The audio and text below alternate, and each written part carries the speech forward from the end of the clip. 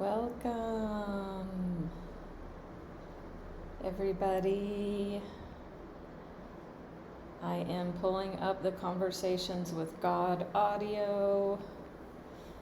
So let me do that for a moment. Okay. I want to find where we are. If you are following along with the audio, we are an hour and 45 minutes in.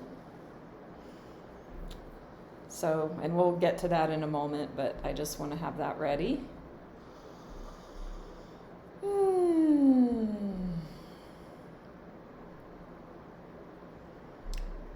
Glad to see you all. Hi, Wendy, Jamie, Elena, J.E., Duchess. Whew. I am getting to work with some relaxing and releasing, as Michael Singer would say, over something very minor, but very just everything's a lesson, everything's a place for growth and awareness. So I'm seeing that.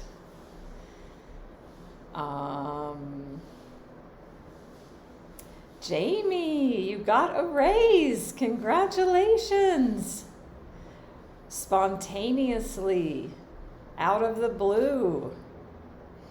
So I invite you to release the word small from your description of the raise. You got a raise, period. That is a fact. Small or large, or any description is a judgment in a story. You got a freaking raise. Wow, look what you did. Thank you for sharing. Wow. So, and if you weren't here yesterday, we did a money mindset, clearing money blocks, looking at scarcity around finances and money workshop or live event. So, yeah, how very interesting that occurred, or that you created that, Jamie.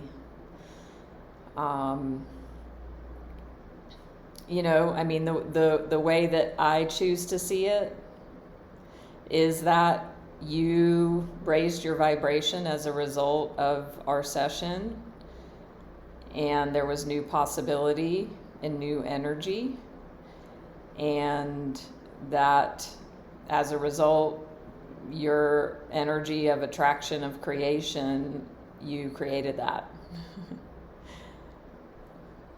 That's how I see it. And whatever story we choose to believe and make up and give power to is the truth. So whatever the most empowering story is, choose that one. That it wasn't something that happened to you, that you created it on an energetic level.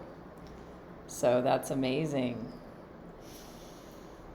Hi, Duchess. So I'm here in India until March 8th this time. If you are new to me, new to my channel, please say hello if you would like. I'm Natalie. I'm a spiritual life coach and Reiki master teacher. I'm doing a live series where I'm going live every day for over a week. The last scheduled live right now is our Saturday night live session this weekend. And I'll schedule, a live or two next week as I normally do. And we will always have our Saturday night lives unless there's some scheduling conflict. So make sure you join. Follow me here on Insight Timer. The replays for most all of my lives are on my YouTube channel. Please subscribe there. Follow me Facebook, Instagram. Check my website, all that good stuff. Hi, Marielle, Orchid, welcome. J.E., I'm back to Bali to do the Balinese New Year, the Silent Day. Super excited. Hi, Lisa Nanda. Hi, Ren. Welcome. Mishi. So,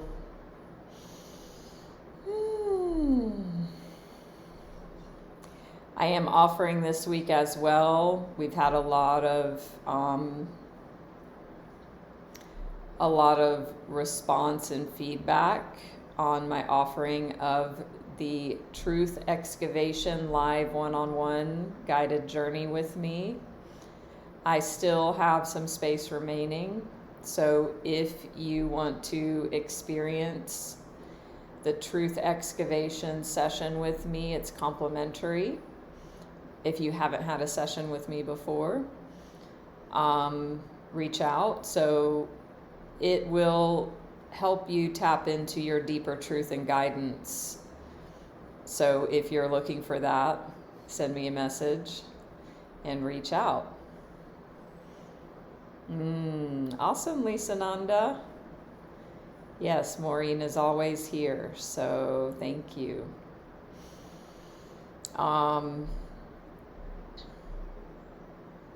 Yeah, and today our live stream is on Conversations with God.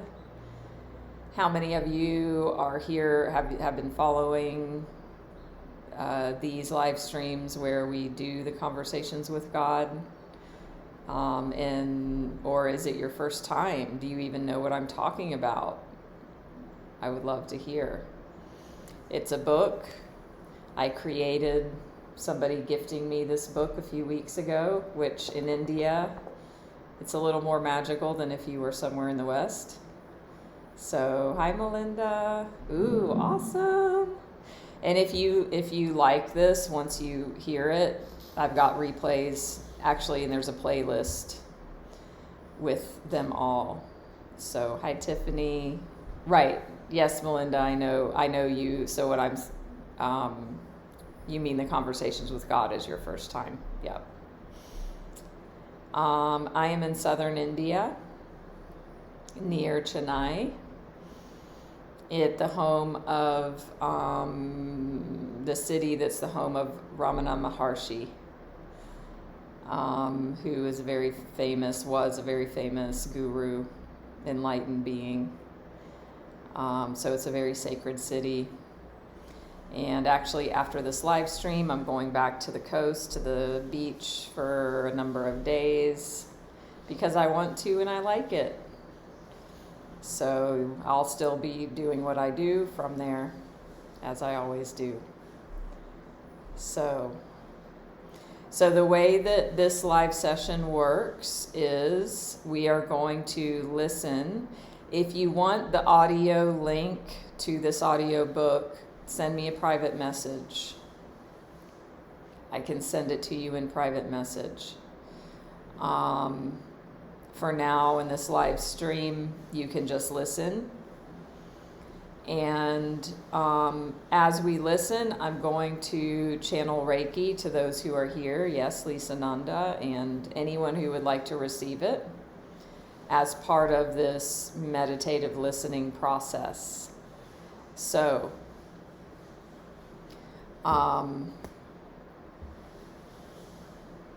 yeah. I'm totally distracted for a minute about my mind has a preference of what it wants, and it's not getting it as far as something that's happening this morning in my life. And yeah, so it's wanting to think about that, and that's okay. I get to trust the unfolding. So what I invite you to do is treat this time as a meditation. This material, how many of you have experienced the Conversations with God? It's very deep and very powerful and profound. So please give it the space and attention it deserves, and the space and attention you deserve. Ooh, interesting, Melinda. So yeah, definite synchronicity around that in this book.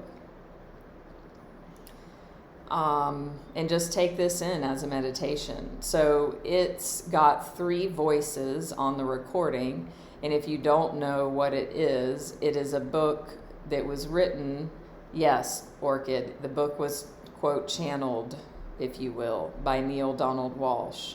But don't worry about that, or it's, that's kind of a side note. Just listen to the material and see how it resonates with you in your beingness. If it resonates, if it awakens, if it expands, if it moves you, if it challenges you, pay attention. If it's for you, great. If it's not for you, great. I'm not here to convince or persuade. I'm here to share what for me is a deeply profound, probably one of the top 3 most influential pieces of spiritual teachings that I've run across, and millions of people agree as well. So listen, be with the material. So it's a conversation with God. So the author, Neale Donald Walsch, he is one of the voices on the recording as himself. And the other 2 voices are, quote, God's voice, whatever you choose to believe that to be. And there's a male and a female voice. Ellen Bernstein is the female, Ed Asner is the male, so very famous celebrities in the U.S. So you will hear the conversation back and forth. Just take it in and be with it. And I'm just going to go with the flow on how I feel as to when to stop the listening and pause for discussion. Some of it is so deep, like hearing it one time barely scratches the surface. I have replayed pieces before. If we do that, we do that. If we don't, we don't. But if you like it, I can send you the link in a private message, or you can get the book yourself or whatever. So let's go ahead and dive in. So I invite you to disconnect from everything else except listening to this. So that means putting down your phone or whatever, make sure you can hear. But aside from that, just be with the material. So great question, Melinda. If you are new to this, we're already a ways into the book, and just trust that you're hearing what you need to hear right now. And also, if it's interesting to you, again, you can start from the beginning on your own. I can send you the link. You can get the book yourself. But don't worry if you haven't heard it from the beginning. It's one of those pieces of material, you can just dive in wherever you are and get something out of it. So trust that you're hearing what you're meant to. Okay, so let me know if it's too loud, if you can't hear it. I'm just playing it from my phone. And I'm going to go ahead and start. That is why addicts are said to need a fix. Be careful, therefore, that desire not become addiction. Are you saying the world will always have problems? Are you saying that you actually want it that way? I am saying that the world exists the way it exists, just as a snowflake exists the way it exists, quite by design. You have created it that way, just as you have created your life exactly as it is. I want what you want. The day you really want an end to hunger, there will be no more hunger. I have given you all the resources with which to do that. You have all the tools with which to make that choice. You have not made it. Not because you cannot make it. The world could end world hunger tomorrow. You choose not to make it. You claim that there are good reasons that 40,000 people a day must die of hunger. There are no good reasons. Yet, at a time when you say you can do nothing to stop 40,000 people a day from dying of hunger, you bring 50,000 people a day into your world to begin a new life. And this you call love. This you call God's plan. It is a plan which totally lacks logic or reason. To say nothing of compassion. I am showing you in stark terms that the world exists the way it exists because you have chosen for it to. You are systematically destroying your own environment, then pointing to so-called natural disasters as evidence of God's cruel hoax or nature's harsh ways. You have played the hoax on yourself, and it is your ways which are cruel. Nothing is more gentle than nature. And nothing has been more cruel to nature than man. Yet you step aside from all involvement in this, deny all responsibility. It is not your fault, you say. And in this you are right. It is not a question of fault. It is a matter of choice. You can choose to end the destruction of your rainforests tomorrow. You can choose to stop depleting the protective layer hovering over your planet. You can choose to discontinue the ongoing onslaught of your Earth's ingenious ecosystem. You can seek to put the snowflake back together, or at least to halt its inexorable melting. But will you do it? You can similarly end all war tomorrow. Simply, easily. All it takes, all it has ever taken, is for all of you to agree. Yet if you cannot all agree on something as basically simple as ending the killing of each other, how can you call upon the heavens with shaking fist to put your life in order? I will do nothing for you that you will not do for yourself. That is the law and the prophets. The world is in the condition it is in because of you and the choices you have made or failed to make. Not to decide is to decide. The earth is in the shape it's in because of you and the choices you have made or failed to make. Your own life is the way it is because of you and the choices you have made or failed to make. But I did not choose to get hit by that truck. I did not choose to get mugged by that robber or raped by that maniac. People could say that. There are people in the world who could say that. You are all at root cause for the conditions which exist, which create in the robber the desire or the perceived need to steal. You have all created the consciousness which makes rape possible. It is when you see in yourself that which caused the crime that you begin at last to heal the condition from which it sprang. Feed your hungry. Give dignity to your poor. Grant opportunity to your less fortunate. End the prejudice which keeps masses huddled and angry with little promise of a better tomorrow. Put away your pointless taboos and restrictions upon sexual energy. Rather, help others to truly understand its wonder and to channel it properly. Do these things, and you will go a long way toward ending robbery and rape forever. As for the so-called accident, the truck coming around the bend, the brick falling from the sky, learn to greet each such incident as a small part of a larger mosaic.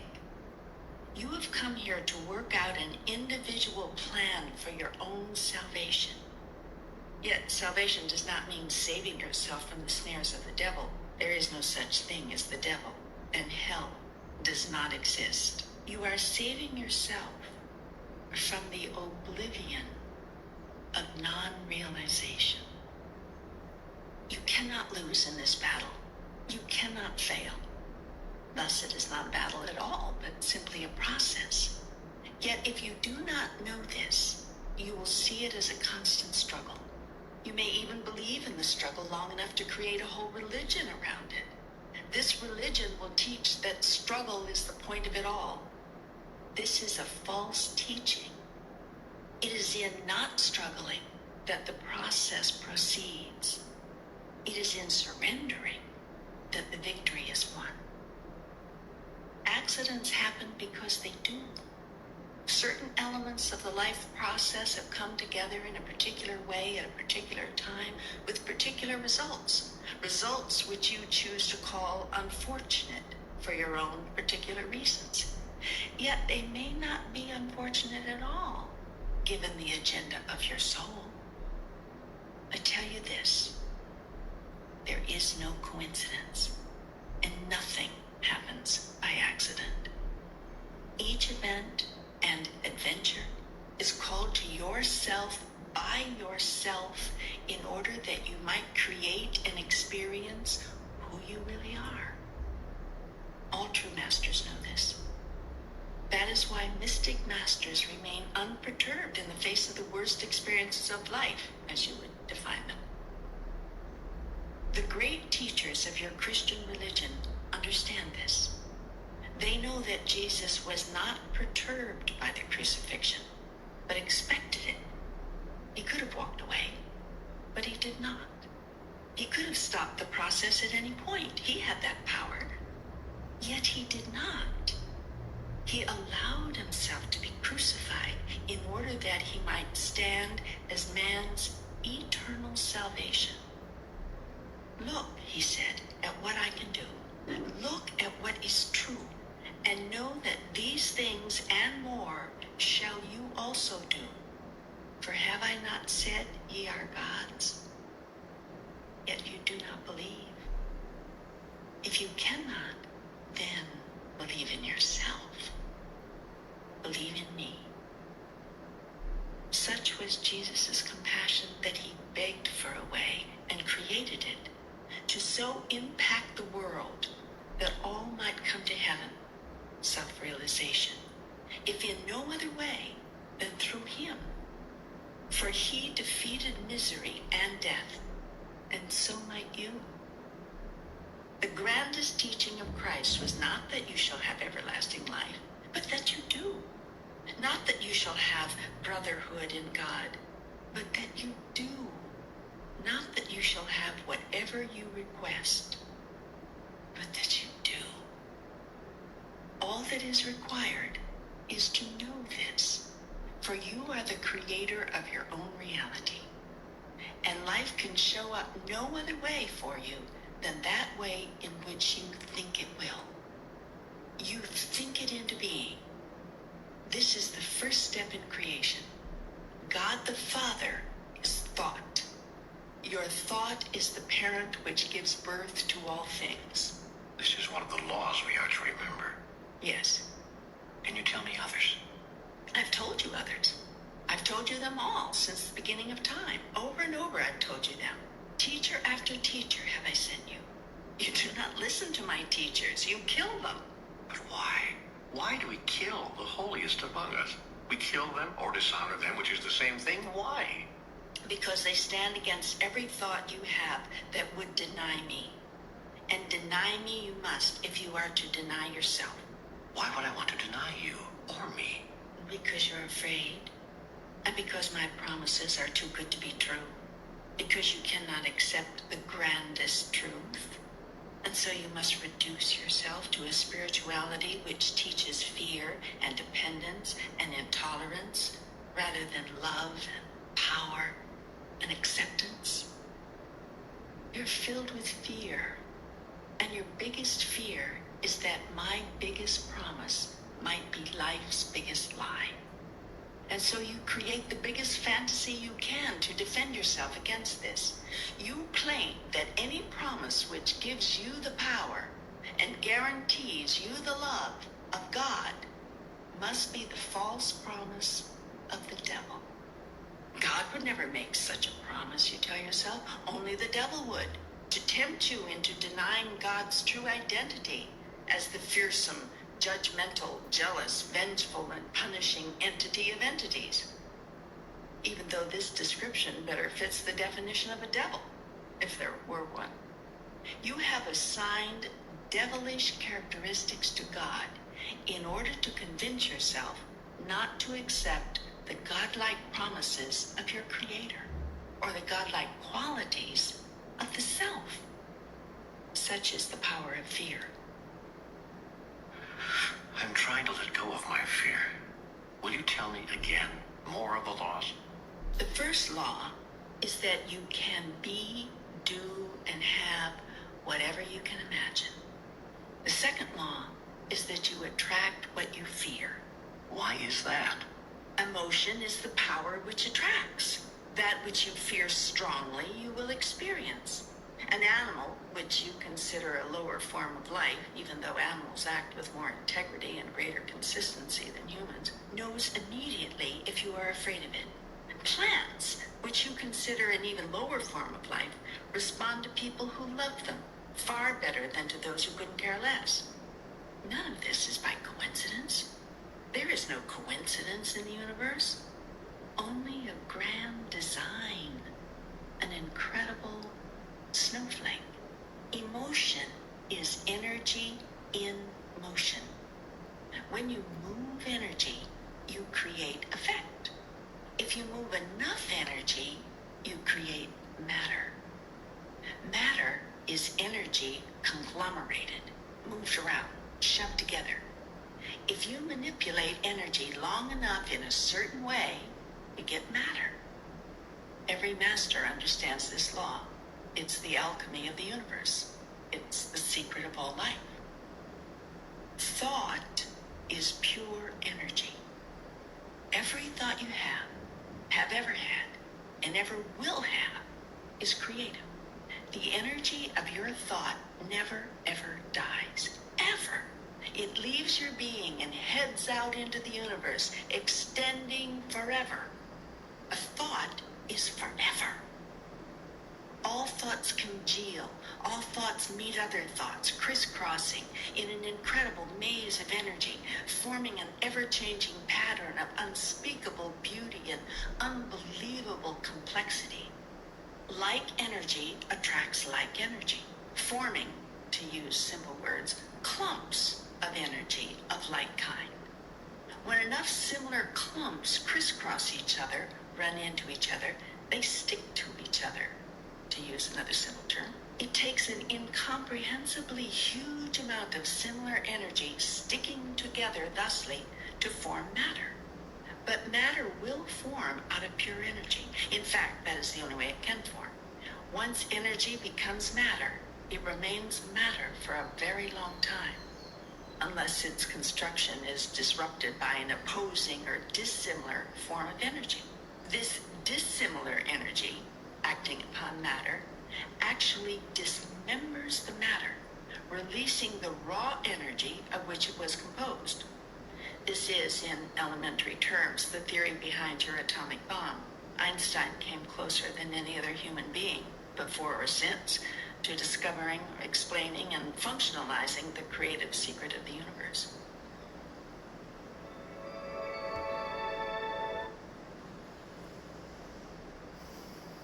Deep breath in.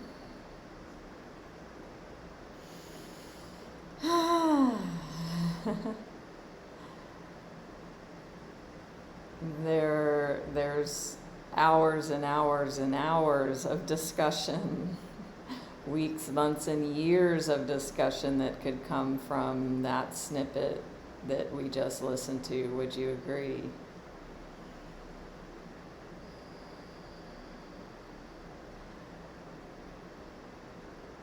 So if you are joining in, hi Gary, Claire, hi, nice to see you, Claire. Hello, Sue. So we are doing a meditative book listening series of the book Conversations with God by Neale Donald Walsch. So the male voice mostly that you heard there was the author. So the book is in a format of a conversation. So the author is playing himself, asking the questions, challenging God in quotes, whatever you understand that to be. God is voiced in this audio by a male and female voice, and it changes. So that female voice you heard was the voice of God in this book, Conversations with God. So what did that bring up for you? What did you take away? What questions? Did it, challenge you? Did you feel energy? Did it validate things? Did it bring more questions? Was it confirmation? So we listened to quite a chunk there of about 15 minutes. And in that 15 minutes was, lots of ground was covered. Also, if you are new to joining my live and you're new here, please don't forget to follow me here on Insight Time or give a donation if you'd like. You can catch the replays. I do record these, and they go on my YouTube channel. Subscribe there, Facebook and Instagram as well. And I do have all of the other Conversations with God listening series as replays recorded and uploaded to YouTube. So it started out talking about that humans could end world hunger, could end war now if we chose, and that we're choosing not to. It talked about, the environment of this planet being perfect, and that humans have been, the most detrimental, destructive force upon nature that has come into this earth plane. It then talked about Jesus and the true, from the interpretation of this book, a different interpretation of what Christ represented and what he was showing up here to be. It talked about there is no devil, and that, the promise of God is that we are powerful creators, and that we can create whatever we choose, and that we choose to, from conditioning and from whatever, that we choose to see God as punishing, as really having devil-like qualities. Because we want to stay small. Because it seems too good to be true to believe the promise that we can be, do, and have whatever we choose, whatever we desire. And then it started going into the laws of God. It talked about thought as the parent, like thought as God, thought as the creation of which all things spring from, and then emotions and energy coming from thought, and the way those intersect and come together to create matter. And this is how matter is formed. So it even goes back to, and it talks about this in this book, I think we're going to get to it soon based on what I'm hearing, that I think yesterday in the live stream on money, or in this week sometime, as y'all know that I've been going live every day this week, the idea of be, do, and have versus do, have, and be. So it touched on that there, what we just listened to, that our energy, our thoughts, our emotions are the place of creation, and from that we do things, and that we then have things. But most of the time we think about the structure that, if I want something, I need to do something to get a result, to feel a certain way. So it flips that around.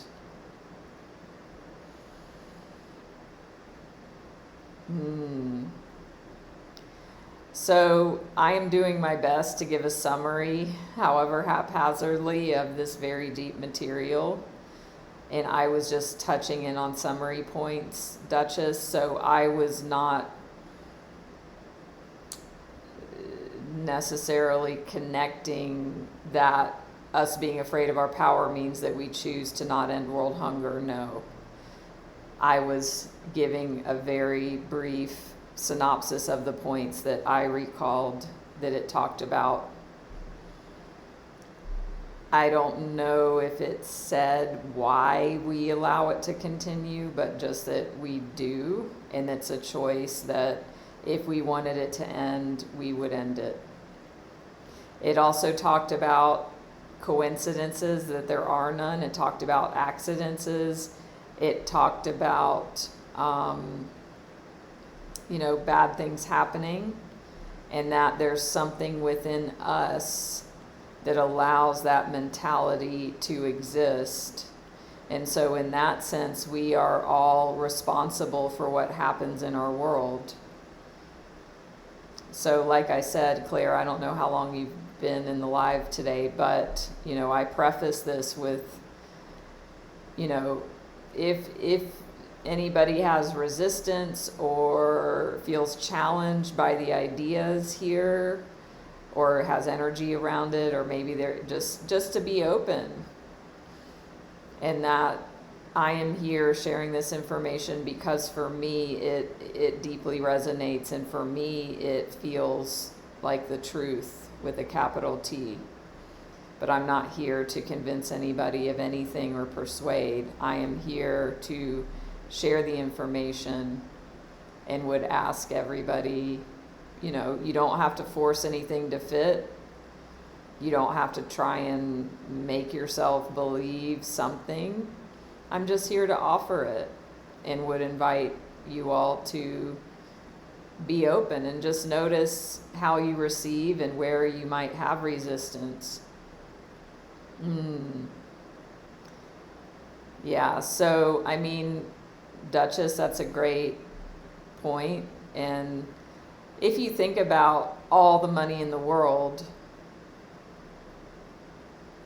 it could definitely be utilized to end world hunger right now, right?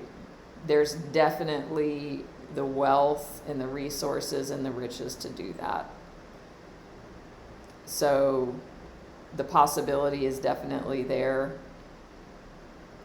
It's just, for the reasons it described. So this is where, so I have listened to this. I've read this book a couple times. I've listened to this recording probably 7 times, and it's 8 hours long. And I say that to say it's not the first time I'm hearing it, so I do have a little bit more of a grasp of the information, not to say any sort of a mastery, but I've heard it before. So what I would invite, if this is interesting and compelling to anyone, is that you follow that. You listen, I can send you the link to the audio, just send me a message, you get the book if you want to do that. If something's there for you, follow that flow. Yeah, and it is, Claire, like stuff we do know. So regardless, to me, it's like channeled or not. And actually, in the book, it talks about the channeling aspect. So if you're open to hearing it, the description that, quote, God says, stay tuned. I don't remember where in the book it is, but it definitely does talk about, the book being, quote, channeled. And basically it says we're always channeling all the time anyway. We're all channeling always, all the time. So it's just like, what are you channeling? So, yeah. The invitation is that we are ultimately powerful. And that's what it was saying earlier about why do we choose to believe the stories of, this fear-based God and this fear-based structure, because it keeps us small and we don't have to be responsible for ourselves or our lives or even the planet as a whole. And I definitely resonate with that. I mean, I'm a person, and I'm not proud of this, but it is what it is. I tend to avoid, looking at some of the realities of the world as far as world events and things like that, because I don't want to deal with it. And, the story I tell myself is, I need to work on myself. I need to keep my energy as high as I can. I need to deal with my own world, and that will change and ripple out to everything externally, even onto global levels. And that may be true. And also, that challenged me, what was just said in the book about that. You stick your head in the sand about the environment, about the injustices.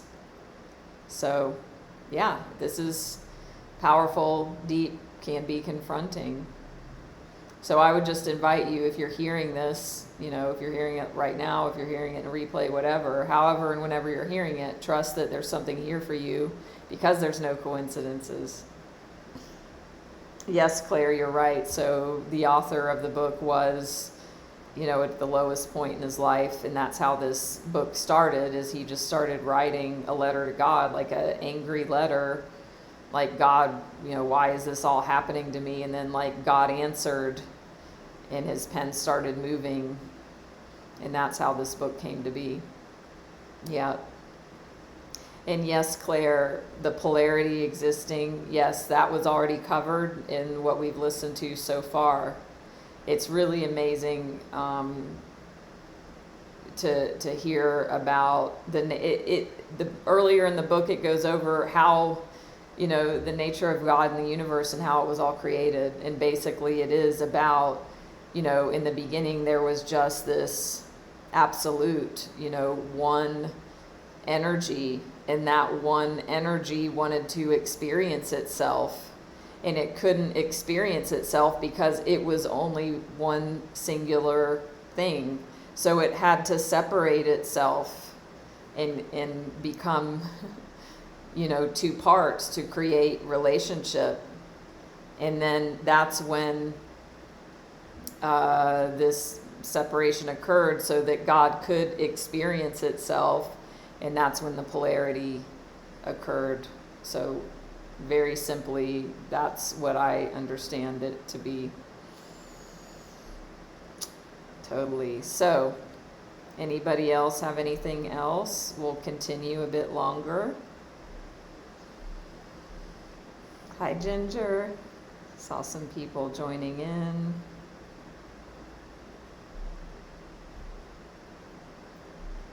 Does this bring up any questions or challenges or validations or confirmations?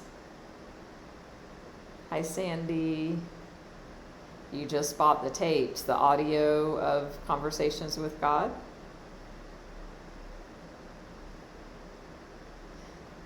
Awesome. Love it. Yes, Claire, this book it's actually what I go back to when I reflect on the meaning of life and existence. I believe this book. I mean, that's why I'm sharing it. I do believe it to be true. And it's very much impacted me. Yeah. So, yeah.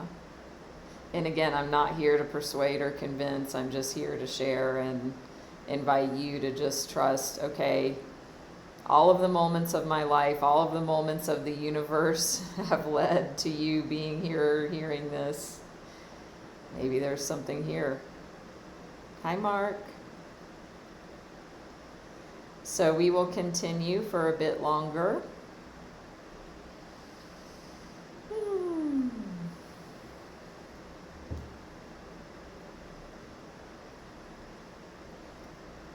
So again, I am channeling Reiki as we're quiet here to everyone here in the live that chooses to receive, and you don't even need to tell me. Just have the intention. Or if you're seeing the replay, it's also being channeled. Interesting, Claire. Totally. So, settle in for a little bit more of the session of listening.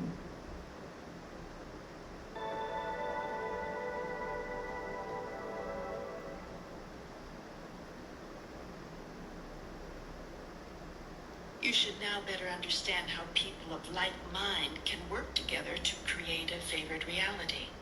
The phrase, wherever two or more are gathered in my name, becomes much more meaningful. Of course, when entire societies think a certain way, very often astonishing things happen, not all of them necessarily desirable. For instance, a society living in fear very often, actually, inevitably, produces in form that which it fears most. Similarly, large communities or congregations often find miracle-producing power in combined thinking, or what some people call common prayer. And it must be made clear that even individuals, if their thought, prayer, hope, wish, dream, fear, is amazingly strong, can, in and of themselves, produce such results. Jesus did this regularly. He understood how to manipulate energy and matter, how to rearrange it, how to redistribute it, how to utterly control it. Many masters have known this. Many know it now. You can know it right now. This is the knowledge of good and evil of which Adam and Eve partook. Until they understood this, there could be no life as you know it. Adam and Eve, the mythical names you have given to represent first man and first woman, were the father and mother of the human experience. What has been described as the fall of Adam was actually his upliftment, the greatest single event in the history of humankind. For without it, the world of relativity would not exist. The act of Adam and Eve was not original sin, but in truth, first blessing. You should thank them from the bottom of your hearts, for in being the first to make a wrong choice, Adam and Eve produced the possibility of making any choice at all. In your mythology, you have made Eve the bad one, the temptress who ate of the fruit of the knowledge of good and evil, and coyly invited Adam to join her. This mythological setup has allowed you to make woman man's downfall ever since, resulting in all manner of warped realities, not to mention distorted sexual views and confusions. How can you feel so good about something so bad? What you most fear is what will most plague you. Fear will draw it to you like a magnet. All your holy scriptures of every religious persuasion and tradition which you have created contain the clear admonition, fear not. Do you think this is by accident? The laws are very simple. Thought is creative. Fear attracts like energy. Love is all there is. Oops, you got me on that third one. How can love be all there is if fear attracts like energy? Love is the ultimate reality. It is the only, the all. The feeling of love is your experience of God. In highest truth, love is all there is, all there was, and all there ever will be. When you move into the absolute, you move into love. The realm of the relative was created in order that I might experience myself. This has already been explained to you. This does not make the realm of the relative real. It is a created reality you and I have devised and continue to devise in order that we may know ourselves experientially. Yet the creation can seem very real. Its purpose is to seem so real we accept it as truly existing. In this way, God has contrived to create something else other than itself. Though in strictest terms, this is impossible since God is I am, all that is. In creating something else, namely the realm of the relative, I have produced an environment in which you may choose to be God. rather than simply being told that you are God, in which you may experience Godhead as an act of creation, rather than a conceptualization in which the little candle in the sun, the littlest soul, can know itself as the light. Fear is the other end of love. It is the primal polarity. In creating the realm of the relative, I first created the opposite of myself. Now, in the realm in which you live on the physical plane, there are only two places of being, fear and love. Thoughts rooted in fear will produce one kind of manifestation on the physical plane. Thoughts rooted in love will produce another. The masters who have walked the planet are those who have discovered the secret of the relative world and refuse to acknowledge its reality. In short, masters are those who have chosen only love. In every instance, in every moment, in every circumstance, even as they were being killed, they loved their murderers. Even as they were being persecuted, they loved their oppressors. This is very difficult for you to understand, much less emulate. Nevertheless, it is what every master has ever done. It doesn't matter what the philosophy, it doesn't matter what the tradition, it doesn't matter what the religion. It is what every master has done. This example and this lesson has been laid out so clearly for you, time and time again, over and over has it been shown to you. Through all the ages and in every place, through all your lifetimes and in every moment, the universe has used every contrivance to place this truth before you, in song and story, in poetry and dance, in words and in motion, in pictures of motion, which you call motion pictures, and in collections of words, which you call books. From the highest mountain it has been shouted. In the lowest place, its whisper has been heard. Through the corridors of all human experience has this truth been echoed. Love is the answer. Yet you have not listened. Now come you to this conversation, asking God again what God has told you countless times in countless ways. Yet I will tell you again, here. Will you listen now? Will you truly hear? What? Okay. So, Claire, if you're still here, did you hear it reference the polarity and the relativity that I also explained a bit as well? Welcome, Valerie. I don't even know what more to add to what was just said. To me, that is the truth. This is fundamental, deepest teaching and knowledge. And it makes sense. Love is all there is. Why does everyone want love? Why is everyone obsessed with love? Why is love the pinnacle of everything in this world? Because it's God.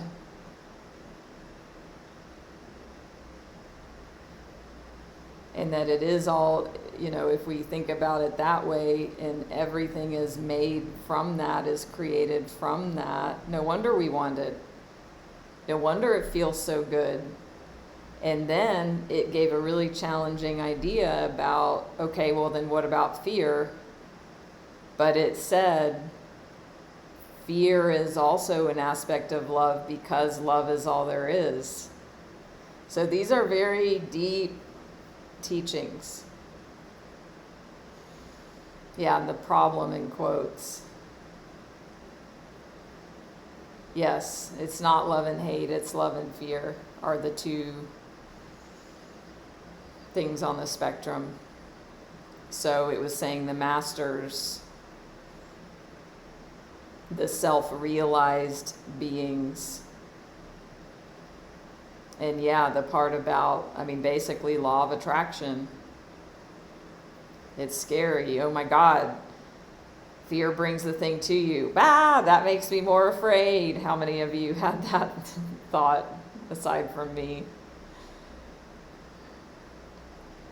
Yeah.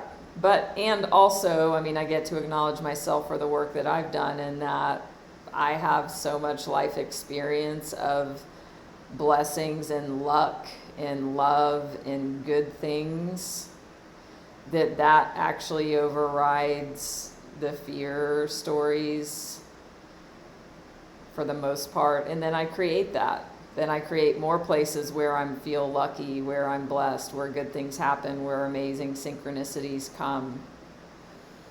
And that's my journey. So, hi Karen.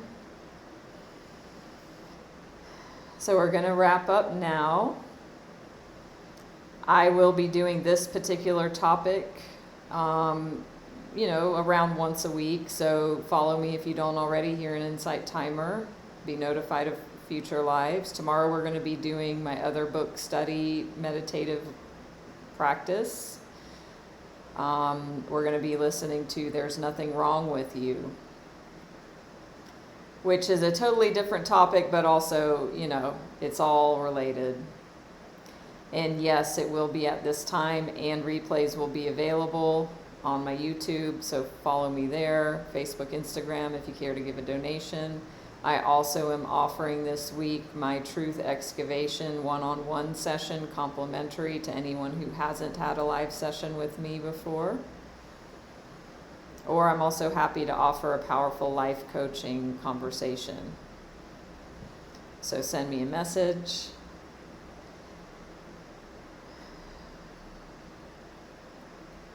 Mackenzie, Wendy, Claire, I really want to acknowledge you for showing up. So, and this is, the challenge I gave in the beginning and then in the middle of this.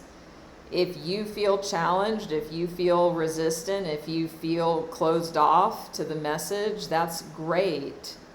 Notice that, and then the invitation is to be curious and be like, instead of just being that initial reaction of like shutting down and not listening, to be like, what is it that's triggering something in me? Let's be curious and interested. What's that about? Not because like I've got to convince myself to believe it, but just there's something here that's causing resistance. What is that, and can I be open?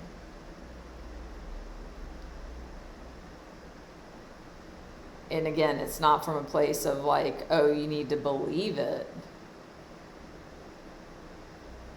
But how many times do we have ideas, we have opinions, we have judgments, we have stories, and then we just shut off, but we don't ever look at what is deeper underneath it as to why we shut off.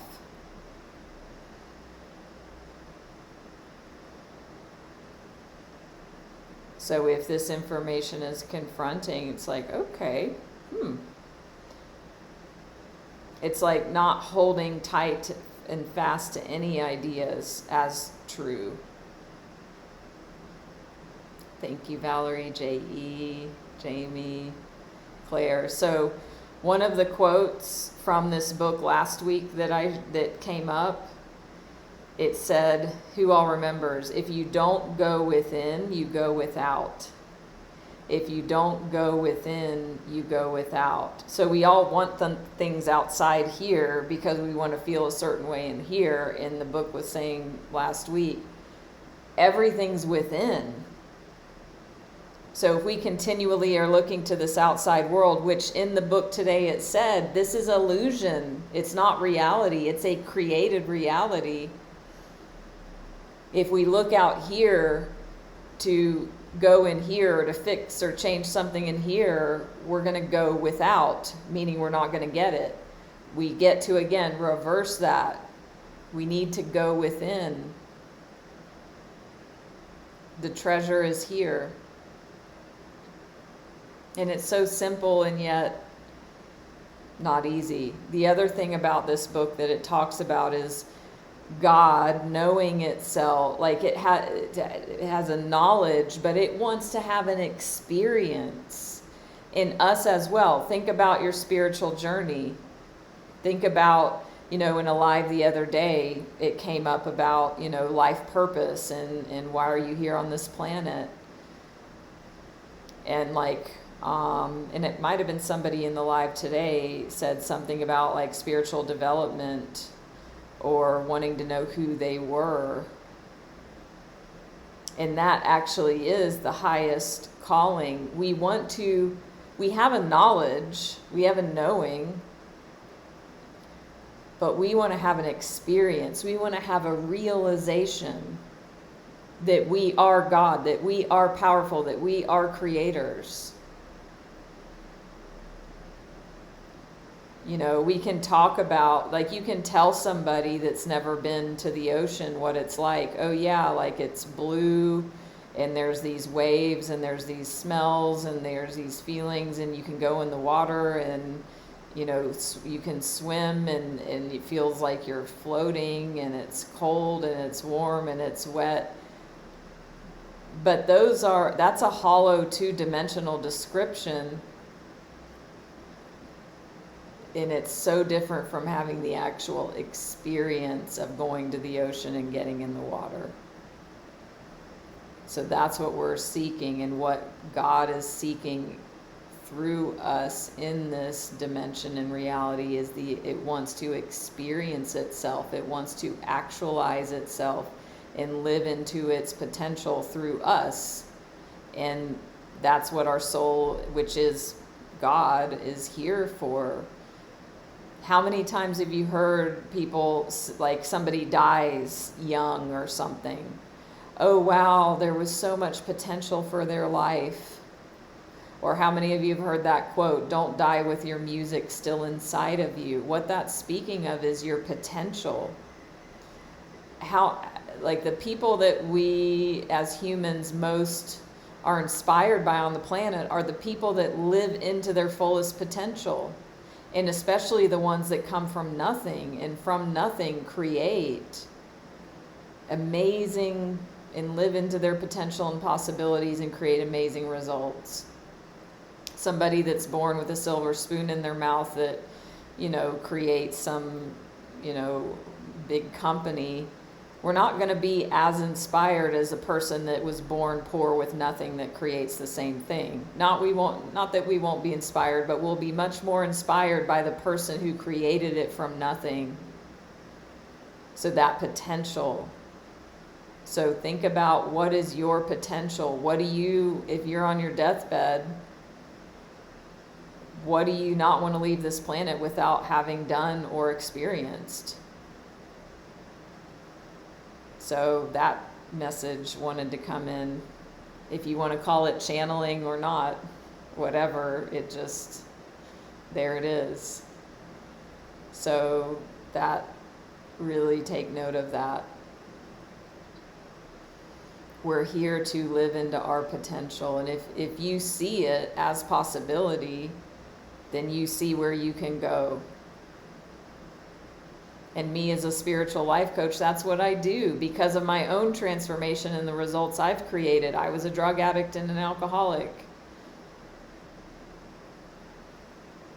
And now I'm not. Well, whatever. Now I've been clean and sober 25 years and I have total freedom. I live wherever I choose and live in possibility and have a life where I have the most deeply meaningful work on the planet. And I get well compensated for it. And I would have never even fathomed this was possible 25 years ago. It could not exist in my reality. I didn't have the eyes to see. And through these 25 years, I've lived, and possibilities have opened and occurred, and there's still more to go. It never ends. And God says in the book, as we heard it today, it said you cannot fail from this awakening process. You can't fail. There's only one path that leads to one thing, which is God. So when the challenges come, the accidents, the calamities, whatever, that looks negative, as it said in the book today, change your perspective. Your soul has an agenda. It's on a journey. We don't necessarily know everything that that's about. So can you have a level of faith, trust, and surrender that when the thing happens that you don't want, can you trust that it's for a higher purpose? So I need to leave in 10 minutes and my ride is calling. So I'm going to end it. Thank you, thank you, thank you, thank you. I will see you all in 24 hours. This was amazing. Thank you. Much love. Namaste.